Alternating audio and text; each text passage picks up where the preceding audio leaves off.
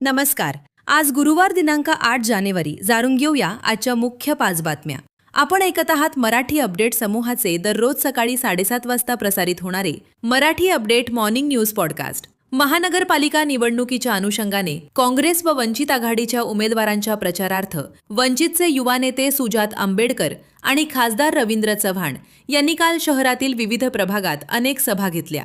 तर शहरातील एका संपर्क कार्यालयाचे उद्घाटन करत सिडको हडको परिसरातील प्रचार रॅलीतही सहभाग घेतला होता. यामुळे काल काँग्रेस व वंचित आघाडीच्या प्रचाराचा झंझावात दिसून आला. महाराष्ट्र काँग्रेसचे ज्येष्ठ नेते माणिकराव ठाकरे, खासदार रवींद्र चव्हाण, वंचित बहुजन आघाडीचे प्रदेश उपाध्यक्ष फारुख अहमद व इतर प्रमुख नेत्यांच्या उपस्थितीत आज काँग्रेस कार्यालय येथे महानगरपालिका निवडणुकीचा काँग्रेस व वंचितचा संयुक्त जाहीरनामा प्रकाशित करण्यात येणार असल्याची माहिती काँग्रेसच्या वतीने देण्यात आली आहे. पिंपळगाव निमजी गोदावरी नदीपात्र येथे ग्रामीण पोलीस व महसूल पथकाने संयुक्त कार्यवाही करीत काल 7 जानेवारी रोजी ऑपरेशन फ्लशआउट अंतर्गत वाळू माफियांवर छापा टाकत 2 जणांना अटक करून तब्बल 27,50,000 रुपयांचा मुद्देमाल जप्त करून जागेवरच नष्ट करण्यात आलाय. कंधार शहरातील हिंदू मुस्लिम एकतेचे प्रतीक असलेल्या सुफी संत हजरत हाजी सय्यद सरवरे मखदूम सय्यद सईदोद्दीन रफाई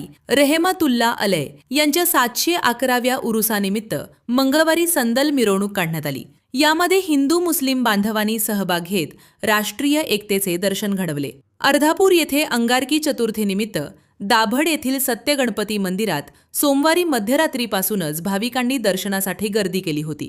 तर मंगळवारी दिवसभर या ठिकाणी भाविकांच्या लांबच लांब रांगा लागल्याचे चित्र होते. दररोज सकाळी 7:30 वाजता Marathi update morning news podcast ऐकण्यासाठी मराठी अपडेट पॉडकास्ट यूट्यूब चॅनलला सबस्क्राईब करा. धन्यवाद.